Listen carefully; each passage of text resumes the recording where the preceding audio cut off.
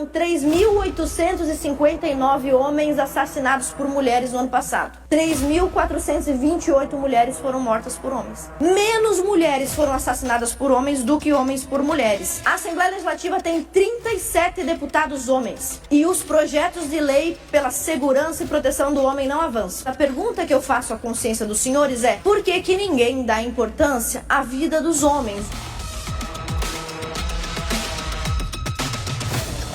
Hoje eu começo esse discurso com um nome que provavelmente os senhores não ouviram falar. Mesmo sendo um caso trágico, talvez os senhores sequer ouviram, ou se ouviram, passou batido. É o nome do Emanuel Natan dos Santos, de 28 anos. Na madrugada do dia 3 de abril deste ano agora, aqui no nosso município de São Bento do Sul, o Emanuel foi socorrido com lesões graves. Segundo a Polícia Militar, não sobreviveu às agressões. Ele foi assassinado pela mulher, pela companheira. Esta mulher já tinha passagens pela polícia por ameaça, vias de fato e lesão corporal.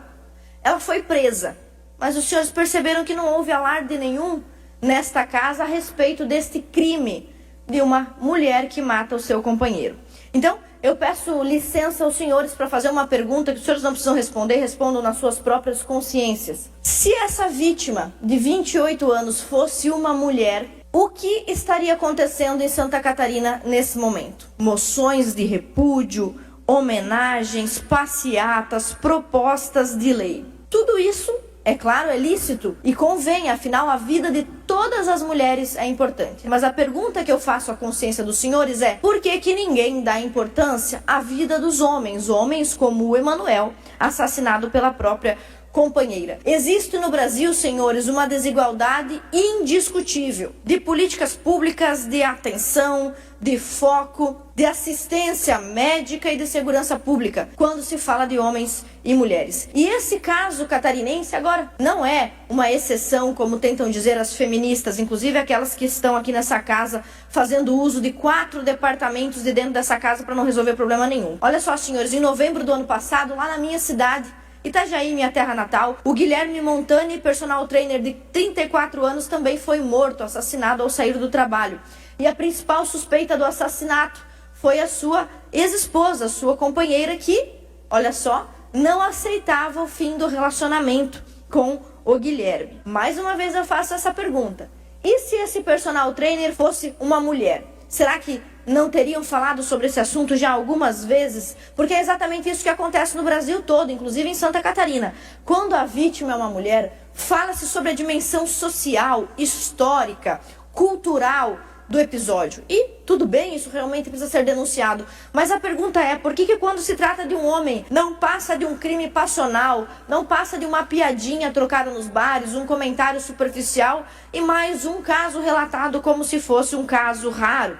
E alguém poderia dizer: mas deputada, realmente é muito raro um homem ser assassinado por uma mulher. Eu não vou responder com opinião, como acontece sempre que as deputadas feministas usam essa tribuna, porque elas não trazem dados aqui, elas trazem opinião. E quando trazem dados, são dados enviesados. Vamos a alguns dados que diz o nosso Ministério da Saúde num boletim técnico. Esse boletim epidemiológico confirma que a violência doméstica que existe, também violência sexual, a violência que assola o nosso país, parte tanto de homens quanto mulheres. E o mesmo boletim admite que o homem, na verdade, procura menos serviço de saúde quando é agredido. O próprio Estado brasileiro confessa nesse boletim que o Brasil, como administração pública, enxerga menos a violência contra o homem do que contra a mulher. Nesse mesmo boletim, há um estudo que mostra índices semelhantes de violência física entre parceiros homens e mulheres. Olha só, 16% entre homens e 17% entre mulheres. Porque quando você ouve as feministas aqui dessa casa falarem, parece que só existe violência para um lado. A violência tem um marcador de sexo no Brasil. Elas dizem de gênero, né? Com essa linguagem absurda e emburrecedora que o movimento feminista nos vende. O que esse documento nos mostra, senhores, não é que a violência contra a mulher ou que o sofrimento da mulher tem que ser esquecido ou menos relevado. Não é isso. Mas o documento mostra que o sofrimento do homem, esse sequer é um assunto. Por fim, eu vou mostrar o dado mais recente do Brasil, que é o anuário de 2025, mostra, olha só, senhores, olha só, eu imagino que os senhores nunca imaginaram que esse dado fosse possível, mas ele é real no Brasil há décadas já.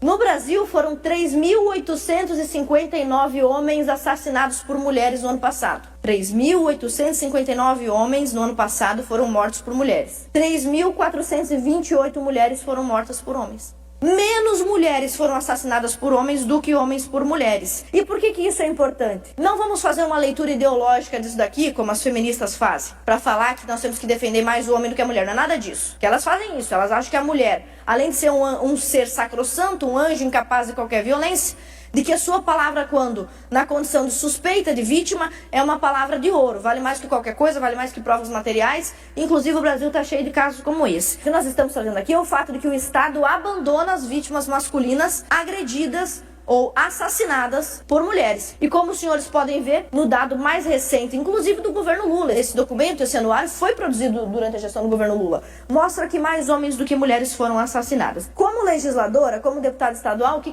eu tenho a ver com isso? O que os senhores têm a ver com isso? Pois bem, construiu-se nesse país uma gramática, uma verdadeira gramática, um compêndio, uma barça de legislações e documentos quando a mulher é a vítima. E ninguém está falando que a mulher não merece ou não deve ser protegida. Evidentemente que deve, seria um absoluto contrassenso eu, como mulher, não me preocupar com a minha própria condição. Mas absolutamente nada se escreve, e quando se escreve é muito enviesado com relação ao que tem acontecido com os homens. E institucionalmente, absolutamente nenhuma palavra. Por que eu falo institucionalmente? Porque esta casa é também uma instituição, né? A Assembleia Legislativa de Santa Catarina, senhores deputados, os senhores pensem. Aqui os senhores sabem como as coisas funcionam.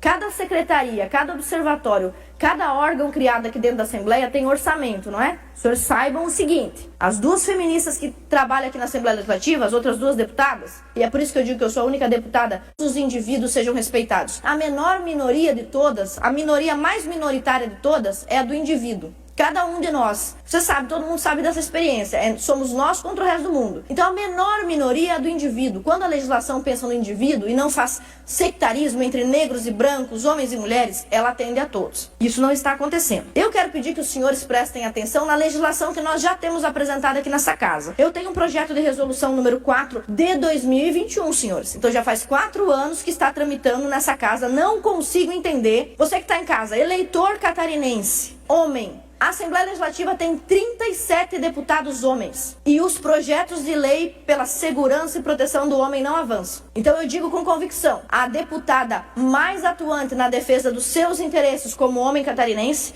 é esta que vos fala. Nós temos o projeto de resolução número 4 de 2021, Procuradoria Especial do Homem, para atender políticas públicas e avaliar políticas públicas sob o ponto de vista do interesse também da masculinidade, do pai de família, do homem trabalhador. Parado, não avança. Não avança por causa das feministas e também dos deputados que não querem que ela avance. Nós apresentamos também em 2022 o PL 206 para prevenir a violência contra homens e mulheres. Um programa que já existe em Santa Catarina, voltado apenas às meninas e que nós queremos estender aos meninos. E por fim, senhores, quando o PL 42 de 2019 foi apreciado nessa casa, eu apresentei uma emenda, pasme catarinense. A maioria dos deputados aqui, incluindo os homens, foi contra uma emenda que inclui os meninos no alvo da proteção estatal. Então, o que eu pergunto aos senhores é, o caso do Emanuel Natan assassinado, o caso do Guilherme assassinado pela companheira, não passa de uma provocação, não passa de uma raridade, porque quando eu apresento aqui, senhores, projetos de lei pró-homem, fazem piada aqui nessa bancada. As feministas fazem notas na mídia, ninguém aprecia. Então eu pergunto, os familiares do Guilherme, os familiares do Emanuel, será